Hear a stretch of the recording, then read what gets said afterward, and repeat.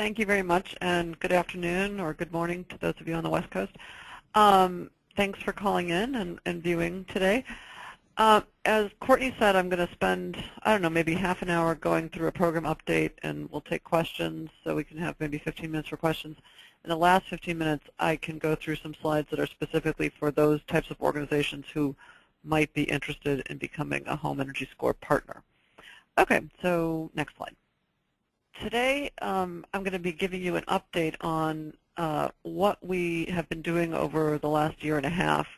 Basically, in November of 2010, Vice President Biden announced that we were going to be pilot testing the Home Energy Score program. And the reason that we had even put this together was that, as the objectives are listed here, we were looking to figure out how to strengthen the home energy improvement market in basically in the private market for middle class and other homeowners who were not eligible for weatherization improvements through the weatherization programs in their states. We wanted to make sure that people had easy access to credible information about their home's energy performance, how it compares to others in their area, and what they can do to actually make that home more efficient. We recognized that there was a lot of great work that was already going out there, but that really there was still a huge potential to tap into in terms of additional home energy improvement efforts. So we think what we've come up with fits well with those programs that are out there and hopefully can be a good impetus for starting other efforts as well. Okay, next slide. Okay, so what we've come up with is really something that's comparable to sort of a miles per gallon type of rating that you see on cars that you're going to buy. And it pretty much allows a comparison between any kind of home, regardless of where you are in the country. It does account for climate, and many of you are already familiar with this, so I'm going to go through this pretty quickly and then just tell you what the results were of our pilot phase.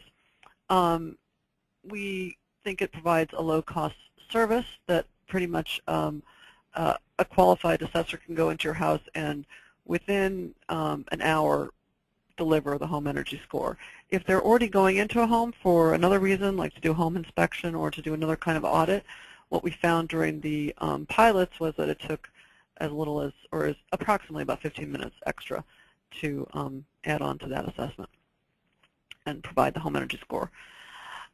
We did a tremendous amount of improving the program, both the home energy scoring tool, but also the materials and what we needed to do in terms of training and testing of assessors. We got a great amount of feedback, very useful feedback from our pilots around the country in 2011.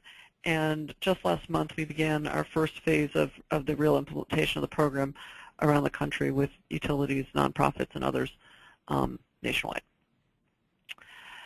Again, getting back to sort of the reason that we did all of this was to provide credible information for homeowners, and we want to make it information that will obviously motivate them to make energy improvements either in the homes that they're currently in or in homes that they're about to buy or sell, but more likely the ones that they're about to buy.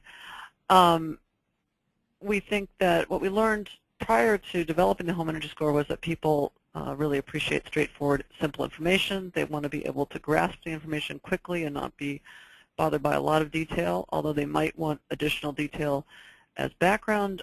It's helpful to capture their attention with either a dollar amount or a simple scale like the 1 through 10 scale that they can readily understand and relate to. We know from social science research that people are very much influenced by their peers. In fact, that can be a greater influence on them than even how much money they're going to save, although people can be motivated by cost and savings.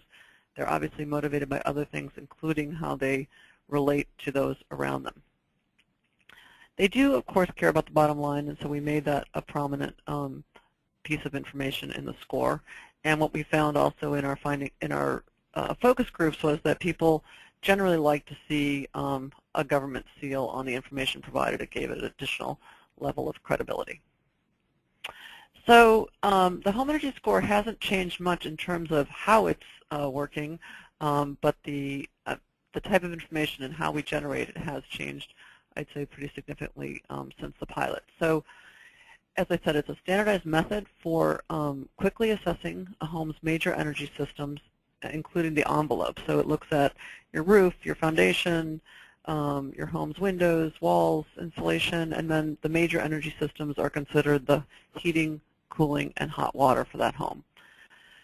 And as I said, as well as it allows this comparison between homes regardless of where they are in the United States.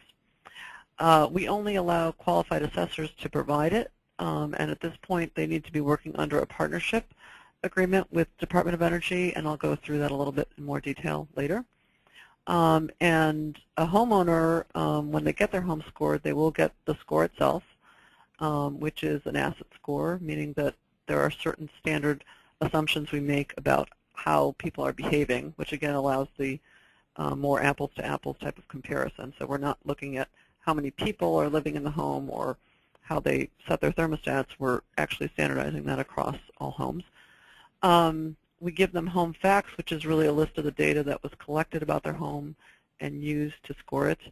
And we also give them recommendations for how they can improve the efficiency of their home, whether they can do things right now or what kinds of savings they will generate from replacing inefficient equipment with Energy Star equipment.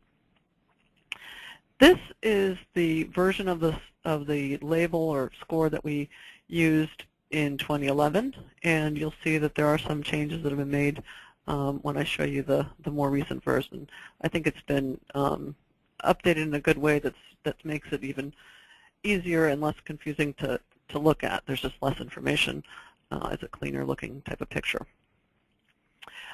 Here's a list or a picture of the folks that were our terrific partners in 2011. PECI in Utah did sort of a mini pilot, which is why they're pictured a little differently. They scored homes, but they didn't actually give the scores to homeowners, so their information was used slightly differently than the others. So for the other 9 pilots that did the full-fledged pilot, collectively they scored more than 1,000 homes. We had 31 qualified assessors in those 9 pilots going around homes and scoring them. And what we found was that in general, homes really filled the gamut of the range. They although you don't see any 10s here, you did see a pretty good distribution from 1 to 9. The reason that you see quite a few 1s there, actually in Illinois we didn't have a very good distribution. In Chicago they were looking at primarily really quite old homes. The median age was 1924, and so what we found was in those homes that were old and had not been updated, they weren't scoring particularly well, and so that's why there were a lot of 1s in that case, this red line, a red bar. So what we were trying to figure out with the pilots was not just, can we go out there and score homes, but were we meeting the original objectives of what we were trying to set out and do with the program. And when we first established the program, we had sort of these underlying principles that were guiding us. The first was that we develop a score that's credible, reliable, and replicable. And what we found was that in the pilots, in not a huge amount of cases, but in a handful of cases, we had more than one assessor go through the same home and rescore it. And we compared those scores, and what we found was, even though you had different assessors going through the same home, that in general, they, in all but one case, they scored within 1 point of each other. So even though there was some judgment, obviously, being made by the assessors that if they were qualified, they were generally coming up with a pretty consistent score. We also did a lot of analysis, including, in addition to the pilot homes, we did a tremendous amount of modeling and runs with the scoring tool and with new versions of the scoring tool to come up with a better understanding of how much variability you could have in terms of uncertainty about a home and how that would affect the score. And what we found was that that 90% of the time, even if you're not completely certain about how much insulation is in the wall or whether the how tight the house is, you would come within 1 point of its expected score. And tomorrow there's another webinar that we're doing that goes into detail about the analysis we did here. So I'm not going to go into that now, but if you're interested, please call in tomorrow, and we're going to go through all of the analyses we did and give you more information about how we came to these conclusions. We also felt that the scoring tool was is sufficiently accurate in estimating energy use when compared to actual energy use here. And what we meant there was, again, in addition to the pilots, we collected about 450 data for 450 homes in 4 different states in the country. We also had, in addition to their home characteristics data, we had their utility bills. And when we basically plotted what the scoring tool was doing in terms of estimating energy use for those homes versus other tools, we were certainly comparable and in some cases better at predicting use. Joan, do you mind if we just take a pause to see if anybody had questions on the previous 2 slides? Sure. Joan, there is one question, and it says, will the Department of Energy be working to eventually get the home energy score on the numerous MLSs? Is this a goal at this time? That's a great question. It's not a goal at this time, although there are some multiple listing services that I believe are going to incorporate the home energy score, as well as other types of energy efficiency distinctions, or however we want to call it, information on the MLSs. There are 850 MLSs, I believe, or more than that in the country. We are not pursuing that at this time, and so it's really being done on an individual basis. If an MLS is interested, we'll certainly work with them to provide the information about how we, how we score homes, and whether they want to put it on there or not is really their decision.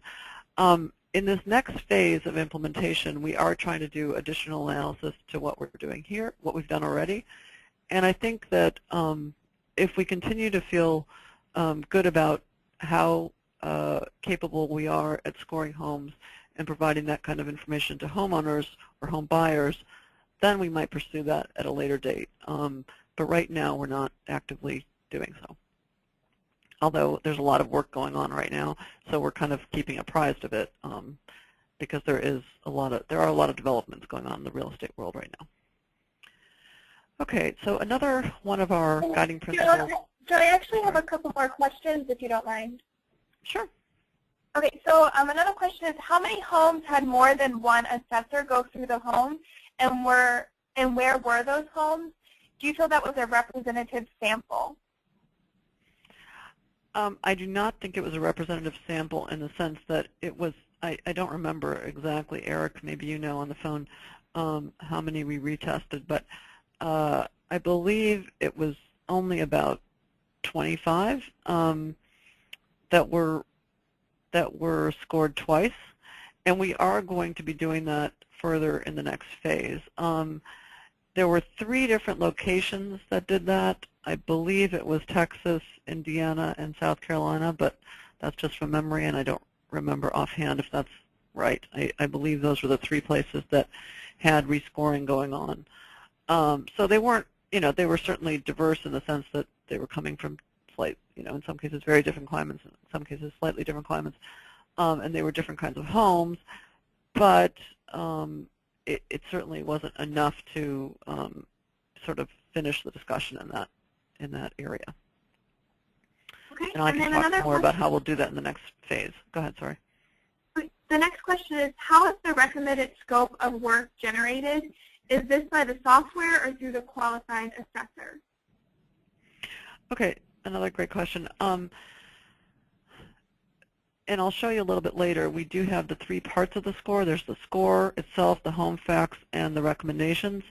That third piece, the recommendations, are generated by the software tool, but if a qualified assessor elects to provide their own recommendations and not ours, they are free to do so. We do want the homeowner to get some type of recommendations on energy efficiency, so if they're going through the home and not doing anything else and they want to use our recommendations, they should do that. If they don't, they can use their own. Okay, and Joan, if I could just ask one more question.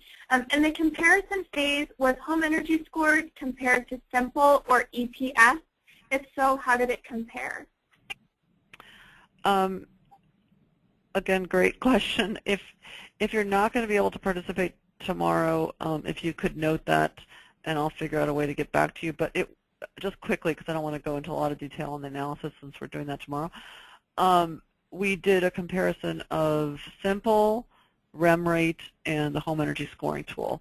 And they all performed very similarly, I would say, although I think home energy score actually performed better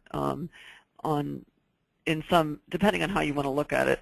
And I can show those different ways that we measured it tomorrow, including a plot of the graph. Now, none of those tools are trying to predict energy use because we did not have the demographics of how the individual homeowners were using those homes, so we didn't have that information to kind of calibrate the predictions. But at the same time, we wanted to make sure that we were basically within a reasonable range. And what we found was that the home energy score, more than the others, I don't remember offhand, but it was a larger percentage of the time we predicted within 25% of the actual energy use than any of the other tools. Simple outperformed us a bit in terms of within 50% of the energy use, but it was pretty close actually. Okay, is that it? That's it. For now? Okay, great. Okay, so the next guiding principle was that we wanted to have a transparent and easy to understand type of information that we could provide to homeowners. And we did ask homeowners to respond to some questions during the pilot phase, and this is just one piece of that information. But basically, we found that people understood the score. Whether or not that motivated them to do something is not what we studied at that point, but we will be doing that in the next phase. But they certainly did understand it. It's something that people can relate to. A 10-point quiz, they kind of get it. We were pleased to see that the score can be done pretty quickly by a qualified person. And again, if you're going in there and already doing some other type of data collection in the home, it generally took about 15 minutes, in some cases less, to collect the information. And we actually now have an application programming interface available, which I can go through a little bit more in detail later. But that allows you to use other software tools. So if your program is using a different software tool like EPS or Treat or REM rate or whatever, you can then use the API to allow you to not have to double enter the data. And I can go into that later if people are interested in more information on that. So that should actually reduce the amount of time even further. Because during this pilot phase in 2011, you actually did have to go in and enter the data. We didn't have the API available. We also did a sensitivity analysis with blower door information. About 650 of the 1,000-plus homes that were scored during the pilots did have blower door tests done, and what we found was that it did not have a significant effect on the score, and therefore it will not be required. Again, I'll go through more detail on this analysis tomorrow. So this is what the home energy score first page looks like now. It's not that different, but I think we have cleaned it up some and gotten rid of some information that we thought was superfluous or confusing. Excuse me. The next page is the home energy facts, and this provides a list of the information that the assessor used, as well as you'll see here's where we also provide if the homeowner is interested in actually what our estimated energy use was. Not that most homeowners are going to really care about this level of detail, but if they are, this is what the scoring tool predicted in terms of the energy use for that home given standard operating assumptions. Here's the second and third pages of the facts. So as you can see, it just goes through air tightness, roof and attic. These are basically all the inputs that the assessor has to include in order to score a home. Finally, the third page, or the third part of the score packet, is this recommendations piece. It does give an annual estimated savings for making that improvement, and they are broken down into repair now and then replace later. So if you don't want to replace your water heater before it's it's not ready to do it yet, but you're going to do it later, then you can save, in this case, $50 a year.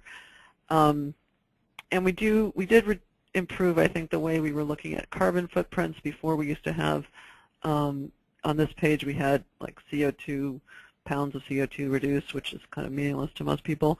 So we did try to make that easier to understand with this little picture here.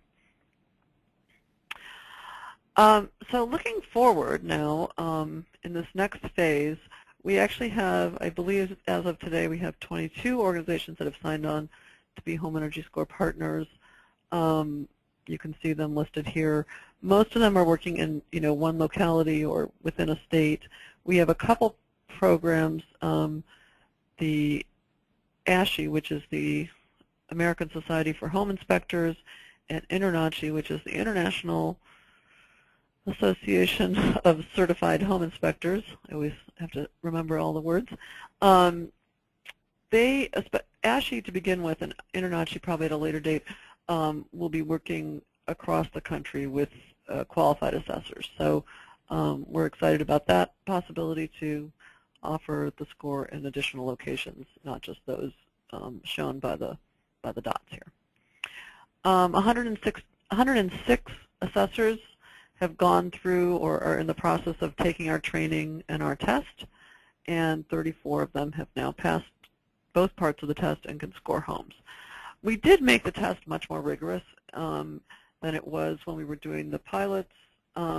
We also really beefed up the training so that there was a refresher on building science, as well as just more information about the home energy score and how you describe it to homeowners if you're asked questions and all of that. So I think we've done a good job of really improving the material that we have for partners now that that we're more officially providing this around the country. We are still recruiting partners, so if you're interested, you should stay on for the last part of this conversation today and hear what it takes to become a partner. In terms of the scoring tool, again, only qualified assessors can access the tool. So of the 106 that are currently taking training, only the ones that have passed the 2 parts of the test can actually access the tool. You can only use it for single-family homes. You can use it for townhomes, but there's some specific instructions you have to follow in order to address the shared walls. The tool is only available online. You can't just download it onto a computer and then use it. But you can use the application programming interface, which is, again, that is still using the tool online, but it's allowing a seamless link from other software to the tool itself. In terms of next steps, I think we're really focused on improving our program administration at this point as we're growing. We want to make sure that the services we're providing to the partners are clear and effective, and we're not wasting their time. Obviously, it has to be something that is attractive to partners, or they're not going to want to deliver the score. We've been improving materials, and I think we can still do better there, materials for assessors as well as homeowners. So we're recruiting additional partners, and we're looking for some that would have different types of implementation plans. We do require all the partners to create implementation plans, but many of them are doing it right now as part of an existing energy efficiency program. The exception to that is, or one of the exceptions to that, are the home inspectors who are doing it differently. And so what we're trying to prove out is that we can do this in a way that can still maintain quality even if we grow or as we grow. So that's something we're looking at trying to figure out in the next year. There are a lot of details that I didn't mention in terms of the improvements we made to the scoring tool and to the program overall. One is that we went from 19 weather stations and climate zones, I should say, 19 climate zones in the pilot version, and now we're using over 240 weather stations. So there's a different 1 through 10, or there's a unique 1 through 10 scale depending on which weather station you are attached to of the 245. There's actually 1,000 weather stations that we now use, but we're only using the 245 that are part of TMY2, if that means anything to you. So since we were going to such a larger number of discrete weather stations. We'd like to do better job of analyzing data that's coming out of these specific climates, each individual climate. Obviously, we're not going to cover all of those areas with our current partners, but we'd like to cover as many as possible and collect data to make sure that we are addressing homes in different weather, in different climates effectively. We will continue to make additional refinements to the scoring tool, and our plan is to update it, release like an updated version once a year, hopefully in January of every year. So you could actually automatically re-score your home with the existing data that you had already used. If you wanted to put in new data, you'd actually have to have an assessor come back through the house and do that with the new version of the scoring tool. We're using the API now, and we're testing software programs that are licensing the API to make sure that if you put the data into, some other software program that's using the API, you'll get the same output in terms of a score as if you use the scoring tool directly. We're very excited to look at some kinds of control and test samples where we look at whether the home energy score, how it affects homeowners in terms of motivating their investments in energy improvements. Obviously, our goal is to get people to invest effectively in energy efficiency improvements. So we're hoping that's a positive, but if it's not, then we're going to look at how we can make it more of a driver. We're also pilot testing other types of requirements for assessors. Currently, you have to either be a BAPI building analyst or a HERS rater to qualify to then go ahead and take the training and testing to become an assessor. And we're looking at whether other types of qualifications could also apply and meet our requirements. And finally, we're also going to be looking at the effectiveness of what we're proposing in terms of quality assurance. Right now, every partner is required to rescore 5% of the homes that they score with another qualified assessor or a third party. And we're going to see if there's other ways that we could implement that to make it not so onerous, but at the same time something that we can have confidence in. So with that, I'm going to take questions, and the next part, as I said, is really about partnering. So I'd be glad to answer as many questions as I can in the next 15 minutes or so, and then I'll spend the last 15 minutes going through that information. Okay, Joan, we have quite a few questions for you. So the first one is, can you explain why, if the blower door test doesn't have to be used, why it's included as an entry point in the data collection sheet? Sure. Basically, if you're already going through the home and doing a blower door test, you can just input that CFM number. But if you're not, you can just put in a qualitative assessment of whether you think the home is sealed or not. And the reason we allow that is that clearly if you're doing a blower door test, it's going to be more accurate than if you're not, but in terms of assessing how tight a home is. At the same time, we didn't find that it made that much difference, and again, I'll go through the results tomorrow, but it didn't make enough of a difference to impose that kind of requirement. I hope that is clear. So basically, if you have better information, we want you to use it or allow you to use it, because otherwise it just frustrates people. But if you don't have the information, you should be fine as well. Because basically what the tool does is it converts, it looks at a few different factors that the assessor has put in, including the vintage of the home and where it's located and other information, and it then uses an algorithm or a lookup table to, actually it's an algorithm, to then basically create a blower door number for that home. So it's going to, in effect, create one for you if you don't put one in. Okay, go ahead. Next question. Okay.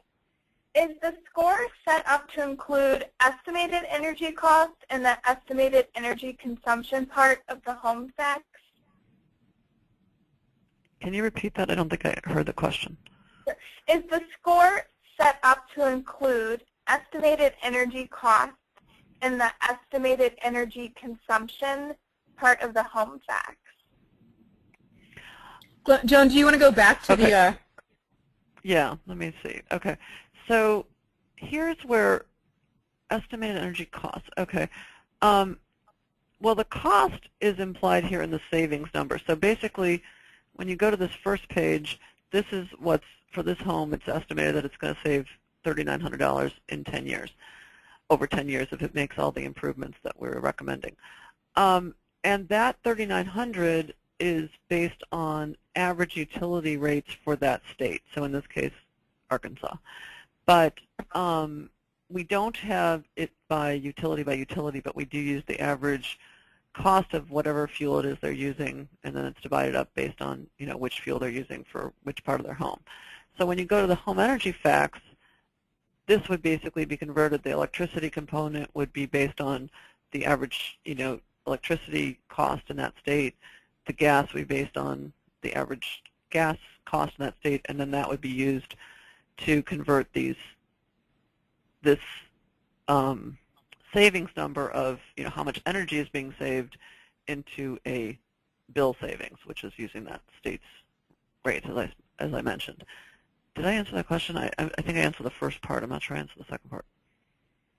I think that you did answer. If Joan didn't answer your question in full, please feel free to raise your hand or submit another clarifying question. So our next question is, there are no partners in Arizona. Can we be a qualified assessor and work on homes in Arizona, even if there isn't a partner in Arizona? Well, if you're a home inspector and you're a member of ASHI, then you might qualify to become a qualified assessor under their partnership. Right now, we're not working with individual qualified assessors. That is something we'd like to move towards at some point, possibly, but it's not feasible at this time to kind of maintain the quality assurance component. That's what I was sort of talking about in terms of, is there another way we can do this to ensure that you're going to have high quality? I'm sure there's a lot of great people out there that are ready to score homes, but there's no way for us to kind of monitor what they're doing from here, and we're trying to figure out if there's another way to do that. That said, there's a group of utilities and others in Arizona that have proposed to become partners, and I think they've actually signed a partnership agreement. I'm not sure they were seen on our map there, but they're one of the 22. So I don't know if you're somehow affiliated with the utilities there or with the Foundation for Senior Living, I believe it's called, but they were all collectively working towards becoming partners. They weren't quite ready yet, so that might be why they're not on there. There's some folks that have signed on to be partners, but they're not actually starting implementation until a little bit later. I think they may not actually start until 2013. Okay. We have a question from Richard Fazy. So Richard, I'm going to go ahead and unmute your line. Richard? My question was whether, and I think Joan answered it earlier, tomorrow's presentation would be made available for those who can't make it, and I think you said it would be. Yeah, and if I should ask Courtney. Courtney, are we taping that tomorrow? We are. We're going to record, so we will go ahead and post that online, or you can email homeenergyscore@sra.com with your interest, and we'll be guaranteed to get it to you that way. Okay. We have a question from Therese Crahan. Therese, I'm not sure if I'm saying your last name correctly, but I'll go ahead and put you on the line. Therese?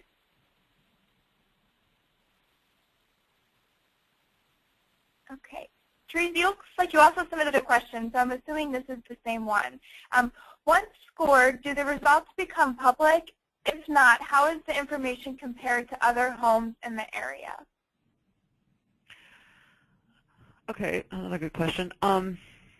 The information at this point does not become public. It is held by the qualified assessor, the partner, and by the homeowner, or whoever was requesting that the home be scored. So that's where it's retained, and it could be made public later on if people choose to do that, and there's, you know, allowances for that, but that's not how it's going to be used at this point. In terms of comparing to other homes, you're not comparing, oh, and I think maybe I didn't understand exactly what you're saying, and now I do. But if you were going and buying a house and you wanted to see how different homes compared, that would have to be something that comes later. But we obviously need to get homes scored before they can start being compared to one another. The way that this 10-point score allows you to compare is just to give you a sense at this point. If you're a 3, then you're not doing so great. If you're an 8, you're doing pretty well. So it gives you a sense of where you fall on the scale. But you're right, at this point, if you don't have information about other homes, you can't see how one home compares to another. I expect that will change over time as there's more interest in whether it's this score or others and information in the MLSs. Okay. Will the tool be available as a smartphone app? Great. One of our partners in the pilot phase, it was the Center for Energy and Environment in Minnesota, they actually did develop an app which I believe can be used on a smartphone or an iPad or any of those. And they are, I don't really want to speak for them, but I believe they're making that available to any of our initial partners for free. So they're beta testing it right now. And they did a demonstration. We helped them set up a webinar, or they set up a webinar, and we sent it out to folks. If you're interested, just email us and we can put you in touch with them. Because I don't have their information offhand, but we can certainly make it available to you, and you can contact them about that app. But that is the whole point of using the API, is that I think others will do a much better job than we do in terms of making this, easy to use and having good user interfaces. That's not our strength. Okay, we have a question from Zachary Popkin. Zachary, I'm going to go ahead and put you on the line. Zachary? Yes, can you hear me? Yes. Yes.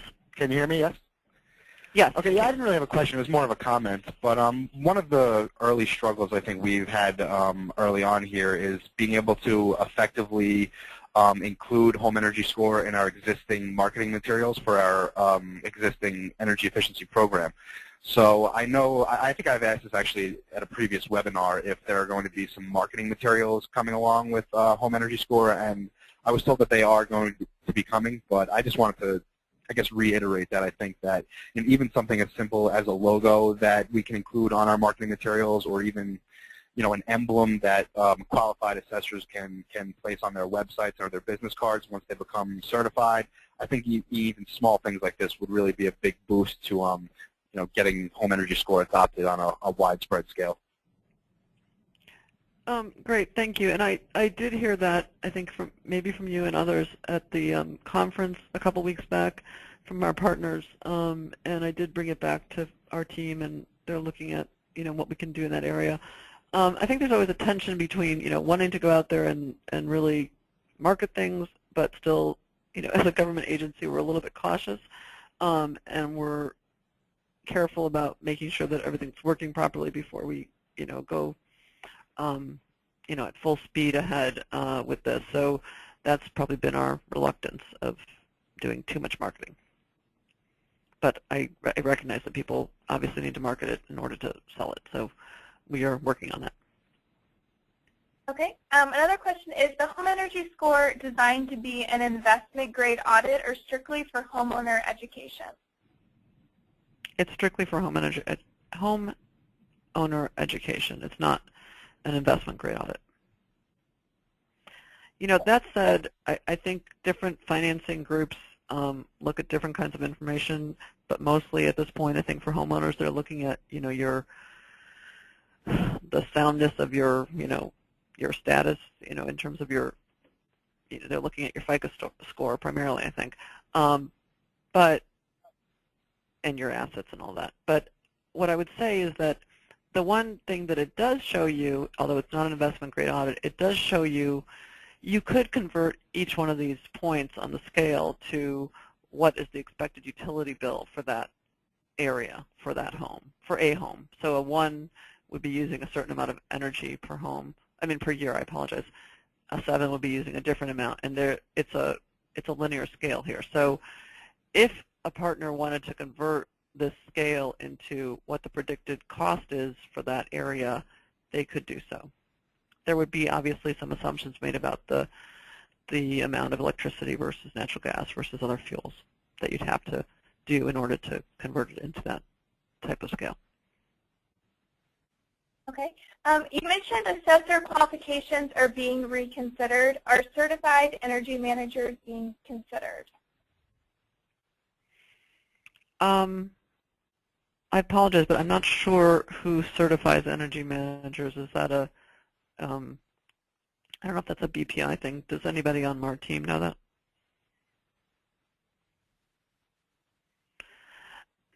So I guess, unless I hear back from folks, at this point, we're not looking at specific, unless somebody comes to us and says, you know, we have this type of qualification. For instance, ResNet came to us and said, you know, they're training folks, and the inspectors were training folks to be home energy survey professionals. So we're looking at that specific designation and seeing if people who are home energy survey professionals certified as that would be able to score homes effectively. And it's too early to say at this point, but I think what we're going to end up finding is that people need a certain level of experience regardless of what their certification is, and that may be where we end up. We might end up at a place where we require a certain amount of experience, and then we really beef up our test to ensure that people know what they're doing. Right now our test is, I think, a lot harder than it used to be. It's a 50-question multiple choice test, and then there's another part of it where you have to score 3 homes using the scoring tool. We give you some information, and you have to do some calculations and input the data. So it used to be that we just tested people on the home energy score. Now we test them on building science and the score itself, and people have failed. A lot of people have failed. So I know it's gotten a lot harder than it used to be. Okay, and Joan, this is... Oh, go ahead, Patty.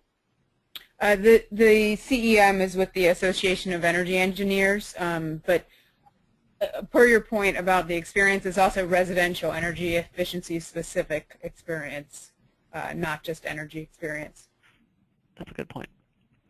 So if you have information that you'd like us to consider as we think about how to move forward in this area, we relied on the BPI and HERS radar certifications because they were, you know, more widely used than others, but it's something that we're considering changing in the future. Okay, and another question, have you looked at the distribution of scores in a specific neighborhood? For example, are you seeing enough differentiation in scores between similar sized homes in the same neighborhood to suggest that buyers or renters will see a spread of scores in homes that they are considering?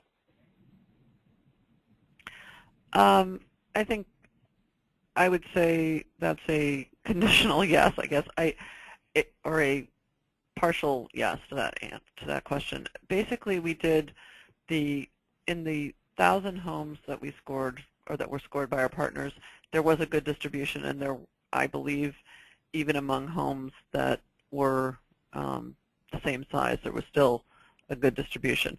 What we found when we also did thousands, I would definitely thousands of runs with the scoring tool, where we took zip codes in each of the 240 plus weather stations, and we varied size in some cases, but within a size we also varied other components about the home, so the heating efficiency and the cooling, and the type of, how tight it was, how much insulation, and so you can get a lot of variability. It's not that tied to size. Size will definitely make a difference if you're a huge home versus a small home, and you were the same in terms of the efficiency components in your home. The small is going to score much better than the large, but it's not that every small home is going to score an 8 and a 9, and every big home is going to score a 6 and 5. Or there is variability, and so I feel pretty good about that. That said, we're going to be scoring thousands of more homes in the next year, and both actual homes but also historic data from some of our partners, so we'll get a much better sense of how the distribution is within different climates and among different vintages of homes and sizes. Okay, so the folks right now who are eligible are utilities, state and local entities, other nonprofit organizations who can show us that they can actually carry out the quality assurance, and they can manage qualified assessors, and they can deliver at least 200 scores in the first year. I'm not going to go through the benefits. Basically, I think there are a lot of benefits to becoming a partner, but you need to be ready to, I wouldn't rush into it if you're not ready.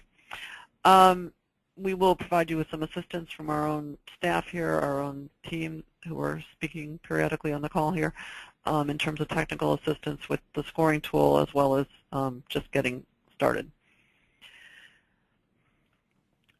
In order to become a partner, you need to sign the partner agreement. You need to manage the qualified assessors in your area. That includes, setting up the exam, proctoring it, or having somebody proctor it, and hopefully mentoring your assessors as they continue and work through the process.